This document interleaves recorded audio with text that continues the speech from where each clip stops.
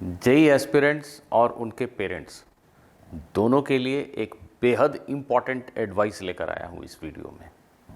इसको ठीक से समझिएगा, नहीं तो पूरी संभावना है कि अगले 3, 4, 6 महीनों में आपको एक डिजीज़ हो जाएगा जिसका नाम मैंने दिया है कॉन्सेप्चुअल इंडाइजेशन।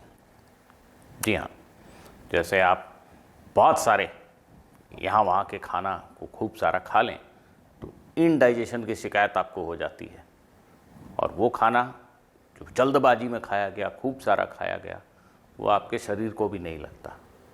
बिल्कुल ऐसा ही कॉन्सेप्चुअल इंडाइजेशन, पढ़े गए कॉन्सेप्ट्स का इंडाइजेशन, ये रोग आपको हो जाएगा अगर आप इस वीडियो में कही गई मेरी 3 बातों का अनुसरण नहीं करेंगे। इसमें जो सबसे पहली और इम्पॉर्टेंट बात है वो है अर्ली फिनिश ऑफ सिलेबस से रिलेटेड। पिछले कुछ सालों में अपने पढ़ाने के करियर में मैंने अनुभव किया है कि स्टूडेंट्स में एक गजब की बेचैनी है कि सिलेबस को जल्दी से जल्दी फिनिश कर लिया जाए। ये मंत्र उन्हें किसने दिया, इसकी सही जानकारी मैं ट्रेस नहीं कर पाता हूँ, और मैक्सिमम स्टूडेंट्स के मन में ये है कि सिलेबस जल्दी ख़त्म करो, आपके सिलेक्शन के चांस बढ़ जाते हैं। इससे गलत एडवाइस हो नहीं सकती। इस ट्रैप में मत फंसिए कि मुझे सिलेबस एकदम जल्दी ख़त्म कर लेना है, इससे मेरे सिलेक्शन के चांसेस बढ़ जाएंगे, इसके बाद मैं क्वेश्चंस प्रैक्टिस करूंगा। ये बहुत थोड़े से एकदम मिनिस्क्यूल परसेंटेज स्टूडेंट्स के लिए ट्रू हो सकता है जो बहुत होशियार है, जो शायद आईआईटी में टॉप 100 या टॉप 200 में कुछ स्टूडेंट्स आते होंगे, उनके लिए ये मीनिंगफुल है। उनमें भी सबके लिए ये मीनिंगफुल नहीं है।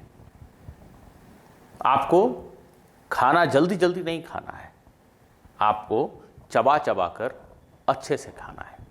इस बात को एकदम बेहतर तरीके से समझ लीजिए।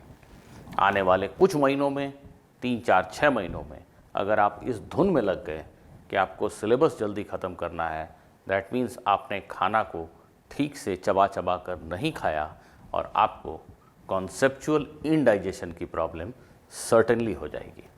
99.999% लोगों को तो हो ही जाएगी, बाकी 0.0001% शायद गॉड गिफ्टेड हैं, उनको ना हो, बट मैक्सिमम लोगों को ये प्रॉब्लम होगी। हर कॉन्सेप्ट को, हर नई बात को समझने के लिए, उसके सार को ठीक से महसूस करने के लिए आपको समय तो देना पड़ता है। आप सोचेंगे कि सिलेबस को बहुत जल्दी करके और फिर क्वेश्चंस बनाएंगे तो हम ज़्यादा सीख जाएंगे। आप गलत सोच रहे हैं। ना तो आपसे क्वेश्चन बाद में बनेंगे और ना फिर से जल्दबाजी में बनाए गए क्वेश्चन से आप कुछ सीखेंगे। तो बिल्कुल आराम से चबा चबा कर सिलेबस को समझिए, हर चीज़ को बारीकी से समझिए और फिर रुकिए भी मत, फ्लो में बढ़ते चले जाइए, एक सामान्य से स्पीड पे चलते चले जाइए, जल्दबाजी में मत पड़िए। ये मेरी सबसे पहली एडवाइस है। दूसरी एडवाइस जो बहुत काम की है मुझे लगता है आज के दौर में, सभी बच्चों को, फिर से 99.999% स्टूडेंट्स को फियर ऑफ मिसिंग आउट, ये बीमारी तो लग ही चुकी है। उन्हें लगता है कि कहीं तो कुछ ऐसा है जो हम मिस कर रहे हैं, इसलिए मेरी परफॉर्मेंस इंप्रूव नहीं हो रही है। राइट? कुछ तो है ऐसा जो हम मिस कर रहे हैं। इसका एक बड़ा सिंपल सा उदाहरण देता हूँ आपको। कुछ समय हो गया मैंने अपने इसी यूट्यूब चैनल पे एक सर्वे किया, एक क्वेश्चन पूछा अपने सब्सक्राइबर से कि आप में से कितने लोग एक नया वीडियो मिलने पे, मैं प्रायः इस चैनल पे फिजिक्स के क्वेश्चंस ही डिस्कस करता हूँ, अच्छे अच्छे क्वेश्चंस डिस्कस करता हूँ। तो मैंने बच्चों से पूछा कि भाई आपको जब एक नया वीडियो मिलता है तो आप में से कितने लोग उसको पूरा देखते हो या उसमें दिए गए क्वेश्चंस को ट्राई करते हो। मैक्सिमम लोगों ने ये कहा कि हाँ, वीडियो मिला, हम खुश होते हैं और उसको मार्क करके रख लेते हैं कि आगे देखना है। ये क्या दर्शाता है? वो YouTube पे समय तो बिता रहे हैं पर उनको सब कुछ ढूंढ लेना है। इस चैनल पे जो क्वेश्चंस हैं, ठीक है, उन्हें लगता है वो मिल गया, उनका अपना हो गया। अब वो दूसरा ढूंढना शुरू कर देते हैं कि कहीं और खजाना तो नहीं है। सारी किताबें, सारे क्वेश्चंस, सब कुछ कलेक्ट करना उनके लिए एक बेहद ज़रूरी चीज़ बन जाती है। उन्हें लगता है हम कुछ मिस तो नहीं कर रहे हैं। स्टूडेंट्स, पेरेंट्स, आप सबको एक बात बहुत अच्छे से समझ लेनी चाहिए कि जेईई और जेईई एडवांस का एग्ज़ाम फंडामेंटल्स पे बेस्ड है। बहुत सिंपल से फंडामेंटल्स अगर आपने अच्छे से डाइजेस्ट किए हैं तो उनके क्वेश्चंस को आप आंसर कर पाएंगे, इसकी पूरी संभावना है। इसके लिए आपको इस यूनिवर्स में एग्जिस्ट करने वाले सारे क्वेश्चंस को पढ़ के करके जाने की आवश्यकता नहीं है। तो फियर ऑफ मिसिंग आउट रखेंगे, फिर से यहाँ वहाँ सारी चीज़ें खा जाएंगे आप। खरीद के बूफे में गए हैं और हर चीज़ खा लेंगे कि कुछ मिस ना हो जाए, फिर से इंडाइजेशन होगा। तो कॉन्सेप्चुअल इंडाइजेशन से बचने के लिए दूसरी बेहद ज़रूरी चीज़ है कि फियर ऑफ मिसिंग आउट को किनारे करें। कोई भी स्टैंडर्ड मटेरियल से आपको चीज़ों को समझने पे दिमाग लगाना है।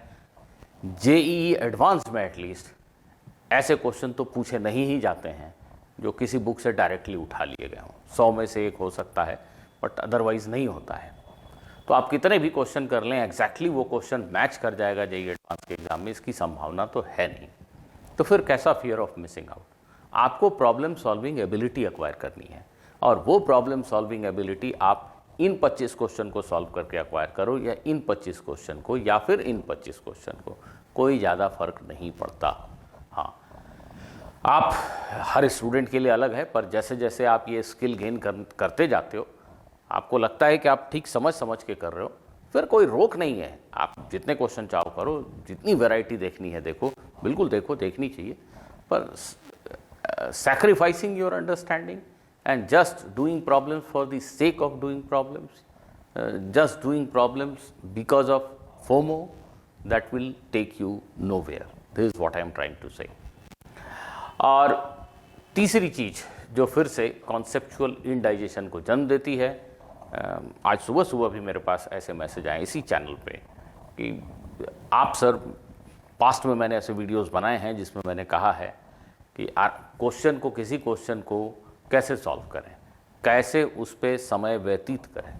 इसको लेकर बच्चे रिमार्क करते हैं, इससे तो हमारी स्पीड घट जाएगी, हम 1 घंटे में एक ही क्वेश्चन कर पाएंगे या 2 क्वेश्चन कर पाएंगे। आपकी सलाह तो बकवास है। स्कूटर चलाते हो आप में से बहुत सारे लोग, या बाइक चलाते हो। जिस दिन सीखने गए थे उसी दिन अगर किसी ने कहा होता कि 100 की स्पीड में चलानी है, या तुम खुद ही कोशिश करते, तो क्या सीख पाते, क्या चला पाते? नहीं, आप पहले धीरे धीरे चलाते हो, फिर जैसे जैसे आपको वो मशीन फैमिलियर लगने लगती है, खुद ही आपकी स्पीड बढ़ती है। और अगर आपने सालों उसको चलाया है, you are very familiar with that, किसी दिन ऐसी नीड हो तो आप बहुत हाई स्पीड में भी चल सकते हो।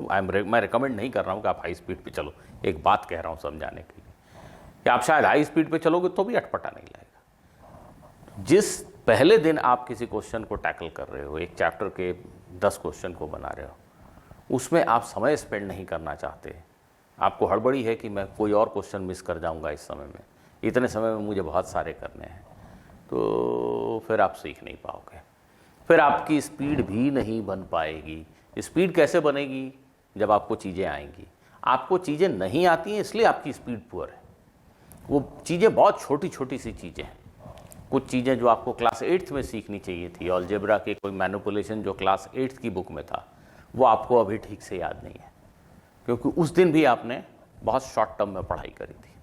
कुछ चीज़ें जो 9th की ज्योमेट्री में थी, वो आपको आती तो हैं, पर कोई याद करा दे तो वो आपके खून में नहीं दौड़ता, क्योंकि उसको आपने बहुत अच्छे से नहीं सीखा था। ऐसी बहुत सारी छोटी छोटी चीज़ें हैं जो आपको तकलीफ देती हैं क्वेश्चन सॉल्व करते समय। तो ये चीज़ें ठीक कैसे होंगी? समय खर्च करना पड़ेगा, एक क्वेश्चन पे रुक के समझ के तब आगे बढ़ना पड़ेगा, और उसके लिए जितना समय देना पड़े दीजिए। इस हड़बड़ी में मत पड़िए कि मुझे आज 50 क्वेश्चन बनाने हैं या 100 क्वेश्चन बनाने हैं।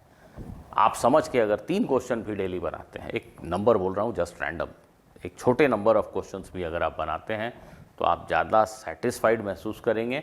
आप खुद को बोल पाएंगे कि हमने आज ये सीखा है। ये ज़्यादा इम्पॉर्टेंट है।